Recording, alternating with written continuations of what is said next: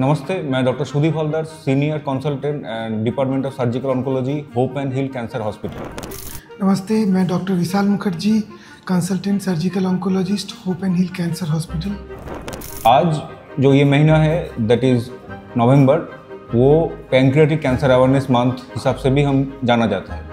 तो पैंक्रियास का जो कैंसर रहता है, एक पैंक्रियास हमारे जो एब्डोमेन है उसके बहुत ही एक पीछे वाला हिस्सा का एक ऑर्गन है।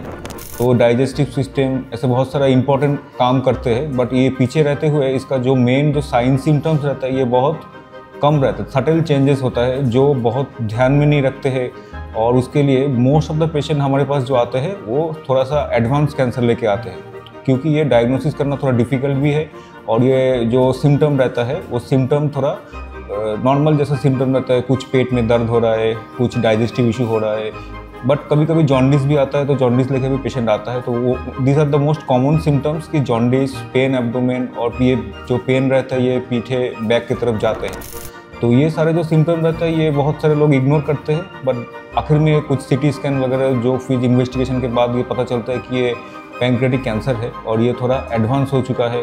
तो उसके एडवांसमेंट कम करने के लिए कोई भी सिम्टम हो रहा है, अनइंटेंशनल कुछ वेट लॉस हो रहा है जो आप खा पी नहीं पा रहे और आपका वजन घट रहा है, उस हिसाब से अगर ये कोई भी सिम्टम ऐसा कुछ भी हो तो डॉक्टर को दिखाइए, क्योंकि इसमें पैंक्रियाटिक कैंसर का कुछ बीमारी अंदर हो सकता है। पैंक्रियाटिक कैंसर हमारे शरीर में बाकी कैंसरों में से सबसे खतरनाक कैंसर में से एक कैंसर है। और जब हमको ये अल्ट्रासोनोग्राफी या फिर नॉर्मली हम लोग एक सीटी स्कैन करवाते हैं, जिससे हमें पता चलता है कि ये ट्यूमर पैनक्रियास में है। पैनक्रियास में ये ट्यूमर ज़्यादातर पैनक्रियास के जो हेड वाला पोर्शन रहता है वहीं पर ये ट्यूमर रहता है। कभी कभी ये बॉडी और टेल में भी रहता है। तो सीटी स्कैन के माध्यम से हमें पता चलता है जो ट्यूमर हेड रीजन में है, और सीटी स्कैन ही हमें बताता है जो ये ट्यूमर अभी पैनक्रियास में ही है या फिर पेट के दूसरे जगह में भी ये फैल चुका है। अगर ऐसा देखने में रहता है जो वो पैनक्रियास में ही है और ये ऑपरेशन करने के अवस्था में है, तो ऑपरेशन ही पैनक्रियास कैंसर का बेस्ट ट्रीटमेंट है। और यही ट्यूमर 50-70 साल से पैनक्रियास का यही ट्यूमर है। और एक बहुत इम्पॉर्टेंट बात है, पैनक्रियास ट्यूमर अगर सीटी स्कैन में ऐसा पता चलता है ऑपरेशन के लायक है, तो फिर हमें बायोप्सी की भी ज़रूरत नहीं पड़ती। हम बायोप्सी के बिना ही इस ऑपरेशन के लिए आगे बढ़ सकते हैं।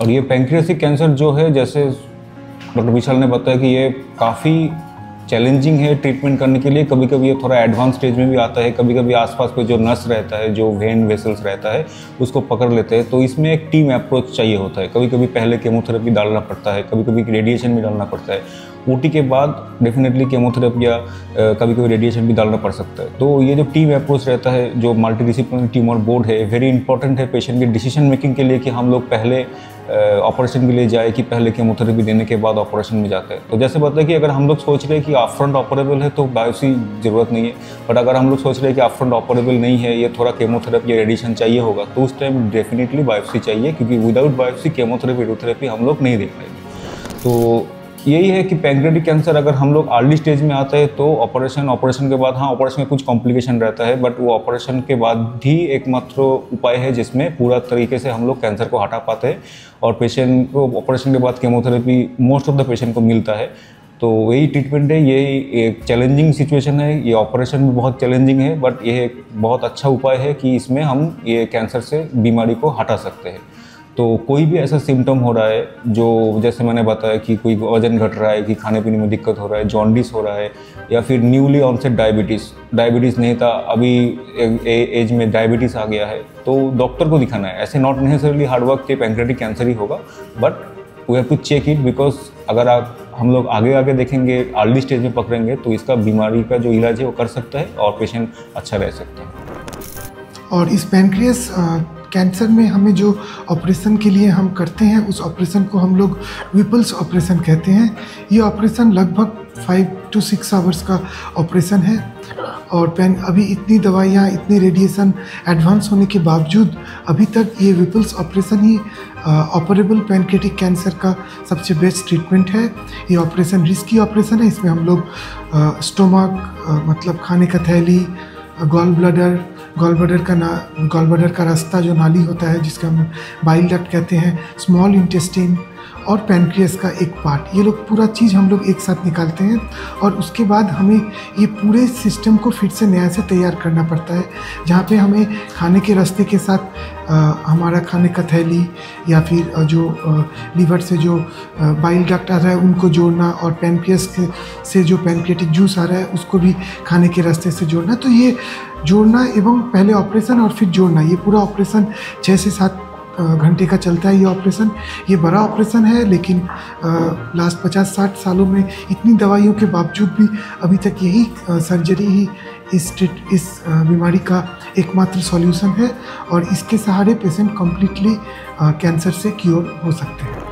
और कभी कभी जॉन्डिस अगर बहुत ज़्यादा होता है तो हम लोग को पहले जॉन्डिस कम करने की ज़रूरत पड़ सकता है, तो उसमें हम लोग ERCP स्टेंटिंग या फिर PTVD करके पहले जॉन्डिस को कम करना पड़ता है। तो ये हर वक्त नेसेसरी नहीं होता है, वो डिपेंड करते हैं पेशेंट का बहुत सारा फैक्टर्स के ऊपर, बट ये कभी कभी ज़रूरत होता है, बहुत ज़्यादा जॉन्डिस हो जाता है तो जॉन्डिस थोड़ा कम करने के बाद ही हम लोग ऑपरेशन के लिए जाते हैं। तो यही है पैंक्रियाटिक कैंसर के कुछ इंपॉर्टेंट साइन सिम्टम्स, कुछ कैसे हम लोग डायग्नोसिस करते हैं, उसका मेन ऑपरेटिव ट्रीटमेंट क्या है, और एक मल्टीडिसिप्लिनरी अप्रोच कैसे ये पैंक्रियाटिक कैंसर ट्रीटमेंट होता है, क्योंकि ये इंडिविजुअलिस्टिक अप्रोच जो है ये बहुत इंपॉर्टेंट है। बहुत सारा जो डिपार्टमेंट है उन लोगों का योगदान इसमें बहुत ज़्यादा रहता है, तो ये कैंसर हॉस्पिटल में पैंक्रियाटिक कैंसर ट्रीटमेंट होना बहुत ज़रूरी है। नमस्ते। नमस्ते।